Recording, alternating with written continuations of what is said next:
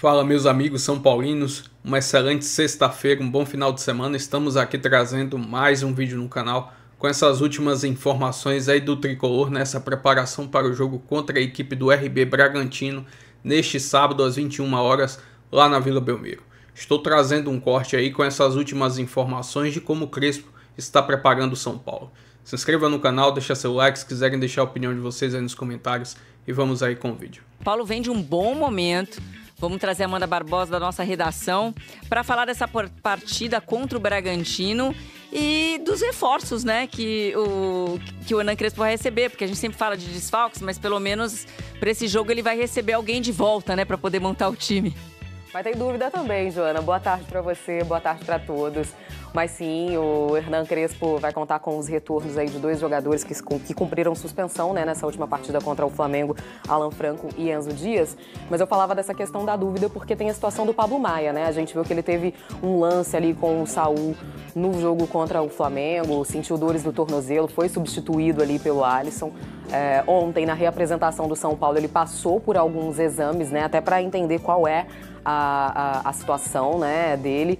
Entrei em contato ali com a assessoria do time, mas eles ainda não têm uma devolutiva do resultado do exame, né? Tá para sair hoje, mas eles ainda não tinham um diagnóstico fechado do que é a situação, de qual é a situação do Pablo Maia. O último treino do São Paulo para essa partida é hoje, então ele vai ser reavaliado ainda, né? Por isso a gente trata como dúvida, vai depender desse diagnóstico, de como o São Paulo vai entender a situação dele hoje à tarde, né? Depois que ele passar por essa reavaliação. Então tem dois retornos, mas tem, por enquanto, ainda essa dúvida do Pablo Maia. E aí, como você falou, Joana, São Paulo vem num bom momento, né? Tem duas vitórias ali em sequência, esse empate que foi muito importante contra o Flamengo, somar esse ponto. O time está hoje a 5 pontos do G7 ali, né? Dessa zona de classificação, pelo menos para a fase preliminar da Libertadores. O Gato Mestre até tem ali, né, um percentual de 24% de chances de o São Paulo chegar ao G7. E é justamente essa boa fase aí do time que traz essa esperança também para o torcedor, né? Essa sequência aí de resultados traz essa esperança aí para o time que vai enfrentar o Bragantino amanhã às 9 horas da noite. O Bragantino também não vem aí num bom momento, né? Pode ser uma oportunidade aí para o São Paulo, Joana.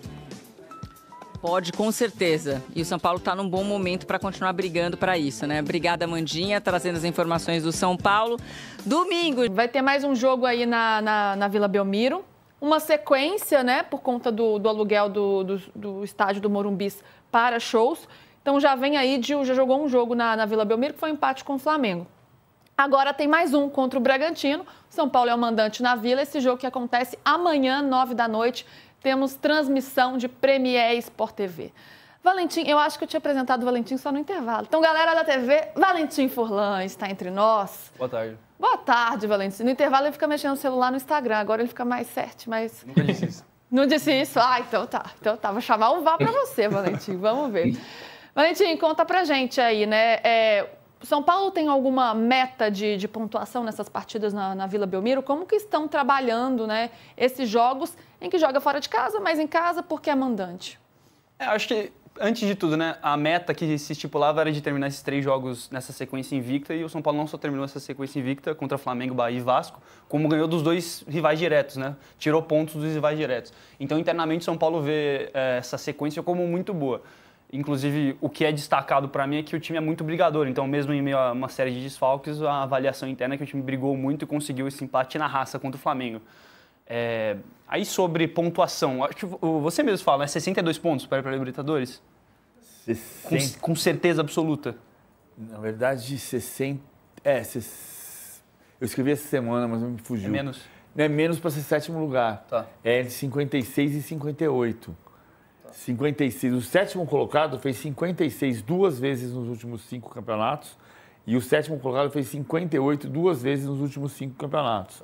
Então, para ter com 58, você tem certeza que você vai ficar em 7º lugar. O 7º vai para a pré-Libertadores. Sim. Então, precisa de 58. Sim. São Paulo tem 44 hoje. Então, São Paulo precisaria 14 pontos. São Paulo precisaria de 4 vitórias e joga 3 em casa. E uma no Morumbi potencialmente. Então, basicamente, se o São Paulo ganhar essas três partidas na Vila, ganhou uma já, e o jogo que falta no Morumbi, daria 57. 56, né? Tá com 44. Que pode dar certo. Sim. Que pode dar certo. 65 você vai chegar em quarto lugar. Em teoria. Isso não é matemática, né? Como você dizia assim, os 75 pontos, o vice-campeão nunca fez. Então, 75 pontos, você vai ser campeão. Só que o vice-campeão desse ano vai fazer 75. Vai fazer. Então, não é matemática, porque o campeonato varia. Agora, sétimo lugar foi 56 a 58 nas últimas 5 campanhas. 6, aliás. Últimas 6 campanhas, ou você fez 56, ou 57, ou 58. 58 te garante, em teoria. Só que tem um asterisco, né? Uma dessas vitórias pode ser justamente contra o Fluminense. Exatamente. Você então, tira... Se o São Paulo batesse confronto direto, virtualmente a gente tá falando de 2 pontos de distância. Porque quem tá atrás tá 3, né? Sim. Aliás, a 2, né? 42 pontos do Vasco, se não me engano. Quem tá atrás é o Vasco, 42. Que tá com 42. Então, são 3 pontos e todos têm o mesmo número de jogos, né? 32. Então, são essas as possibilidades e as contas aí. Agora, Valentim, falando sobre o time que vai a campo aí contra o Bragantino, aliás, é uma boa possibilidade para o São Paulo fazer muitos pontos, porque o Bragantino, embora tenha vencido o Corinthians, né, então ganhou esse alívio, vem numa sequência aí muito negativa nesse Campeonato Brasileiro. Pablo Maia, é dúvida como que está a situação do jogador, Valentim? E também Alan Franco está de volta? O que a gente tem em relação ao time? Alan Franco volta, então o trio de zaga do São Paulo deve ser Alan Franco, Arboleda e Sabino, que vem jogando muito bem, ganhou a vaga do Ferrarese. E sobre o Pablo Maia sofreu um trauma no pé esquerdo, aliás, no pé direito, no tornozelo. O São Paulo fez exames ontem, hoje devia sair os resultados. Inclusive, daqui a pouco vai ser aquele boletim semanal do São Paulo dos lesionados, o resultado já deve estar aí. Como é uma questão de trauma, a pior das hipóteses que eu escutei é que ele vai ficar fora desse jogo de domingo e, tendo a data FIFA, a expectativa é que ele possa retornar depois. Mas fica a dúvida aí. Basicamente, a gente está falando se o Pablo Maia vai ter chance ou não de jogar contra o Bragantino. A dúvida grande agora é essa. Falar do São Paulo, na quarta-feira, o Hernan Crespo deu uma espécie de choque de realidade sobre o momento financeiro do São Paulo. Ontem, o Abel Ferreira respondeu a isso, né? Rebateu a declaração do argentino. Então, vamos ouvir os dois e aí a gente debate sobre tudo. Com dinheiro, você acorta os tempos. É assim. ¿Há quanto tempo Flamengo e Palmeiras colocam dinheiro? São competitivos, chegam à final da Copa Libertadores, brigam para Libertadores, para o Brasileirão, é assim, não é? Vou falar a mesma coisa que falou Felipe Luiz, sabe? A gente de futebol lo sabe. Você coloca dinheiro tem mais possibilidades. Depois, solo com dinheiro? Não. Gente, a ver, quanto custam os jogadores de Flamengo e Palmeiras? Tem a facilidade não somente de comprar, sino de resistir a las tentações na Europa. Eu via um amigo Crespo falar que o Palmeiras tem dinheiro. Eu queria lhe dizer, quando ele chegou e éramos vizinhos, eu tinha o mesmo dinheiro que ele. Não é? Aliás, quando eu convidei para vir a casa jantar, quem pagou foi ele. Fui eu que paguei, não foi ele, fui eu. Mas na altura o Palmeiras não tinha assim tanto dinheiro. O que o Palmeiras fez foi apostar na base e vender jogadores. Os títulos trouxeram prestígio, o prestígio trouxeram patrocínios. Isto é todo um ciclo vicioso, mas começou primeiro por apostar na base. Vender 4, 5 jogadores da base, que fez com que nós estabilizássemos financeiramente e que este ano, sim, como a nossa Presidente sempre disse o ano passado e há 2 anos, juntamente com o Barros, que íamos ter uma gestão responsável. E este ano, sim, em função das vendas que fizemos, do Rios, do Estevão, não há como, se queremos continuar a crescer e a competir, temos que investir. Vocês ouviram-me falar dos crocodilos no bolso, ouviram-me aqui uma outra vez, mas isto é só para brincar um bocadinho com como é que se ganha. O dinheiro ganha-se trabalhando, com processos, acreditando em algo, e é fácil, basta olhar para o Palmeiras quando nós chegamos aqui, como é que as coisas foram acontecendo. Isto é um ciclo vicioso.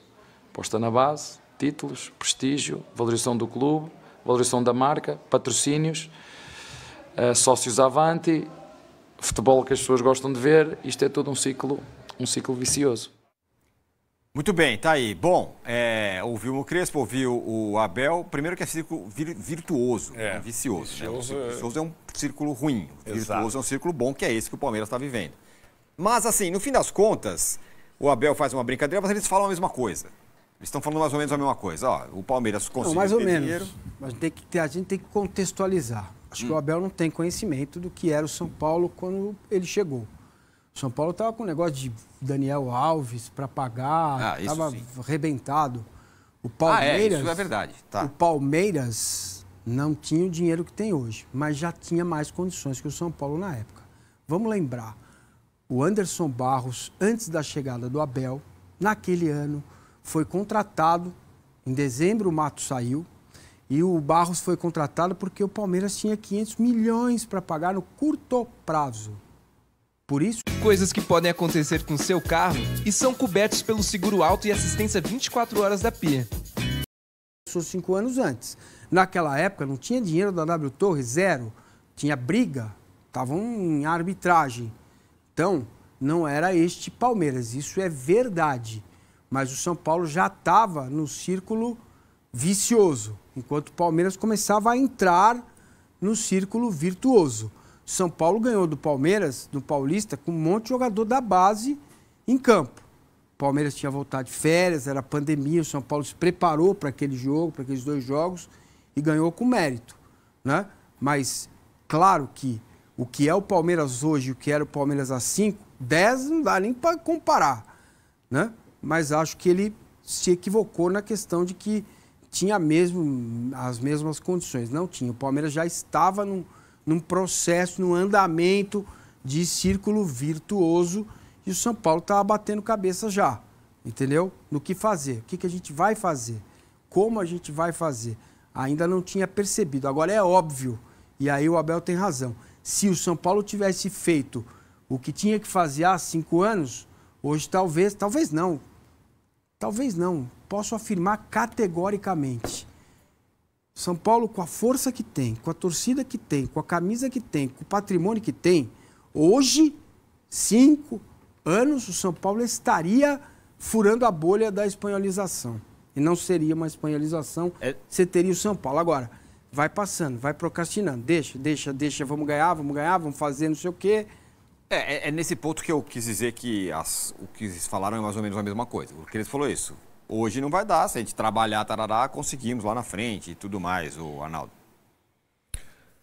É a mesma coisa, mas não é, né? Na verdade, assim, o Abel estava bem-humorado, solto, estava fazendo algumas analogias. Talvez o que ele... pegarmos a frase literal, talvez ele ganhasse o mesmo que o Crespo de salário no final do mês, quando ele chegou. Hoje ele ganha os maiores salários do futebol mundial como treinador. E vai aumentar na renovação. Exatamente. Então, o Crespo voltou mais ou menos pelo quanto ele ganhava na... Acho que isso simboliza um pouco, como o São Paulo não andou e o Palmeiras andou. Só que a única questão que eu acho é que o Abel faz isso bastante, e a Leila também. Parece que eles fundaram o Palmeiras. Não fundaram. É bom o Massini voltar um pouco para dizer como é que era o Palmeiras, saneado pelo Paulo Nobre, passando pelo Maurício Gagliotti, com outros treinadores vitoriosos, com outras situações, o Matos... Com títulos já conquistados. O Palmeiras teve que economizar na chegada do Abel porque ele gastou demais antes, ele rapelou o mercado. Quando o Abel chegou, o Palmeiras já tinha um dos maiores elencos do país, com jogadores subaproveitados, e o trabalho dele foi excelente, porque ele aproveitou esses caras encostados. O São Paulo não tinha elenco algum. O São Paulo tinha o Daniel Alves entrando em litígio com o time, né? Então, era isso mesmo? Eu não lembrava exatamente. O Crespo chegou a trabalhar com o Daniel Alves no Paulista. O Daniel Alves foi campeão. O Daniel jogou o primeiro jogo no Allianz Parque, se machucou no primeiro tempo. E aí entrou o Igor Gomes. O Crespo trabalhou com o Daniel Alves, botou o Daniel Alves na lateral, que ele não queria. Mas 2 meses depois do Paulista, o Daniel Alves fugiu para a seleção e não voltou mais. E botou o São Paulo no pau. Então, eram realidades diferentes. O Massini é muito preciso. O São Paulo já estava num ciclo vicioso e o Palmeiras já estava num círculo virtuoso e teve um ajuste no momento da chegada do Abel. São coisas incomparáveis. E o que é também importante diagnosticar é que o Palmeiras, a diferença aumentou depois que o Abel chegou, sem dúvida alguma. Em todos os aspectos. A ponto do Palmeiras hoje ser o clube com maior capacidade de investimento no Brasil. Foi o clube que mais gastou. O Abel, ele não precisa ficar acabrunhado de ser o protagonista, de ser o mais rico. Ele já conseguiu transformar o time dele no melhor. Essa era uma muleta que ele usava muitas vezes quando perdia para alguém. Ah, o outro gasta mais, o Flamengo é não sei o que lá. Não existe mais isso, o Palmeiras é quem mais gasta. Quem tem os melhores jogadores. E não tem problema algum. Em campo, ele é o melhor. Né? Então, essa é a circunstância. E eu acho que simplesmente o Crespo fez foi desnudar a atual situação do São Paulo. Que depois de 5 anos ele voltou e está no mesmo lugar, patinando no mesmo lugar. Né? Os problemas do São Paulo são esses problemas que a gente tem discutido aqui. O São Paulo, agora numa tentativa de estancar a hemorragia, não conseguiu caminhar. E o Crespo simplesmente fez um raio-x do time em relação... Porque o torcedor do São Paulo, qual que é a resposta que ele quer?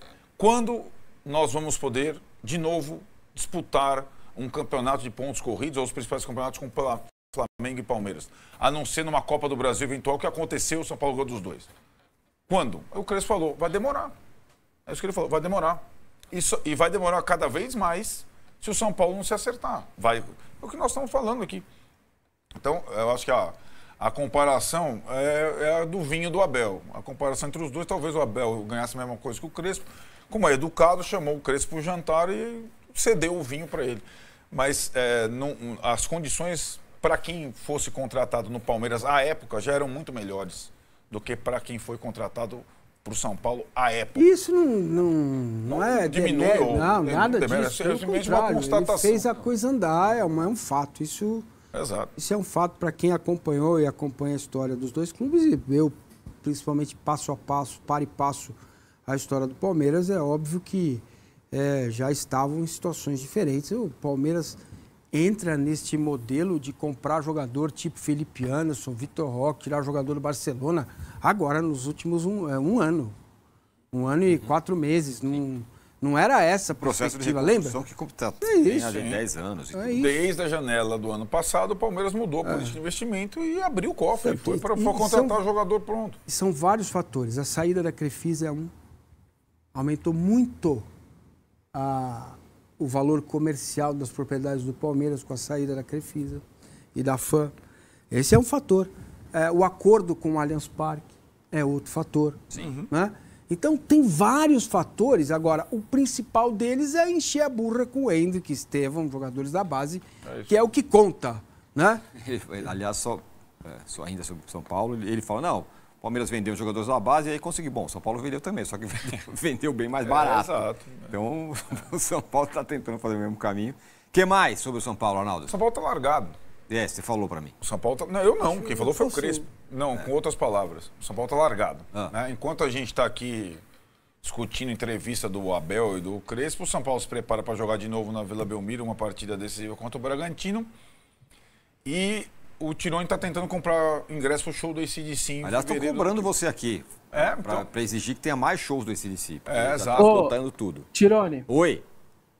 Aliás, o nosso colega Demetrio Vecchioli colocou agora aqui mais 2 datas confirmadas do AC/DC no Morumbi.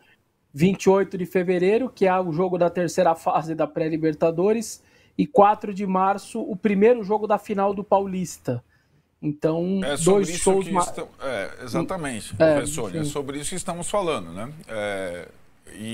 A informação, quando se detectou que o AC/DC ia tocar no Morumbi, uma turnê apoteótica de despedida, e tem um público gigante no Brasil, evidentemente não seria um show só, e evidentemente essas datas iam conflitar com compromissos importantes do São Paulo no ano que vem, como está acontecendo agora. Né? Então, e o São Paulo teve, como eu classificaria? A informação de que o São Paulo poderia vetar shows pelo contrato com a Live Nation. Então o Tironi já está comprando aqui a arquibancada para o dia 24, não vai vetar o show com a galera comprando ingressos, né? Então vão ter esses 3 shows. Onde o São Paulo vai jogar no ano que vem? É nesse buraco que o Crespo pode vetar depois de concordar com o show. Claro, exato. Ou com contrato até 2031. Não tem essa. Então o São Paulo está largado. Quer outra prova? O Vessone mandou... Quer outra prova que o São Paulo está largado? O Vessone mandou a escala de arbitragem. O que eu estava falando aqui, depois da Edna no Bragantino e Corinthians? Que não teria árbitro paulista suficiente para apitar jogos entre paulistas com um novo critério estabelecido pelo Rodrigo Sintra, certo? Aí eu falei olha, a Edna foi resgatada porque o critério era ter um árbitro paulista. O Klaus ia apitar aliás, apitou bem, Palmeiras e Santos, porque ele é o único bom. E eu tava pensando, pô, fim de semana tem 2 jogos entre paulistas, Bragantino e São Paulo, Mirassol e Palmeiras. Aí já tem Santos e Palmeiras depois, na data FIFA. Aí já tem Corinthians e São Paulo depois da data FIFA. Bom, sai a escala de arbitragem, o único árbitro não paulista quebrando o critério é para, adivinha, Bragantino e São Paulo. Quem é o árbitro? Bruno Arleu de Araújo. Que o torcedor do São Paulo não pode nem ver falar. Da onde é Bruno Arleu de Araújo? Tirone. Do Rio. Com quem que o São Paulo disputa vaga na Libertadores? Com o Fluminense do Zubeldia, do Rio, com o Botafogo e com o Vasco. Então é isso. São Paulo tá largado, né? O Crespo e os caras têm que se virar de alguma forma, porque institucionalmente os caras largaram tudo. E o Crespo e os jogadores estão tentando de alguma forma tocar até o final. E vou trazer aqui agora mais algumas informações do Red Bull Bragantino, que é o próximo adversário do São Paulo, neste sábado às 21 horas, em partida que vai ser disputada lá na Vila Belmiro, como São Paulo como mandante. Estou trazendo a classificação atualizada aqui do Brasileiro. O São Paulo é o 8º colocado, 32 jogos, somou 45 pontos. Já a equipe do RB Bragantino, 12º colocado, 32 jogos, somou 39 pontos. Estou trazendo um recorte aqui dos últimos 5 jogos da equipe do RB Bragantino no Campeonato Brasileiro. São 4 derrotas e venceu o último jogo no Campeonato Brasileiro contra a equipe do Corinthians, jogou lá em Bragança e venceu o jogo pelo placar de 2-1. Estou trazendo um recorte aqui dos últimos 5 jogos entre RB Bragantino e São Paulo. Desses 5 jogos foi uma vitória do São Paulo, uma do Bragantino e 3 empates. No primeiro turno do Campeonato Brasileiro, o jogo terminou empatado lá em Bragança pelo placar de 2-2. Enfim, jogo de grande importância, principalmente se o São Paulo quiser se classificar para a Libertadores da próxima temporada. A equipe do Fluminense está na 7ª colocação com 50 pontos, 5 pontos à frente do São Paulo, ou seja, tem que vencer essa partida e torcer para um tropeço do Fluminense no próximo jogo desse final de semana. Enfim, se inscreva no canal, deixa seu like, se quiser deixar a opinião de vocês aí nos comentários e até o próximo vídeo. Vamos São Paulo!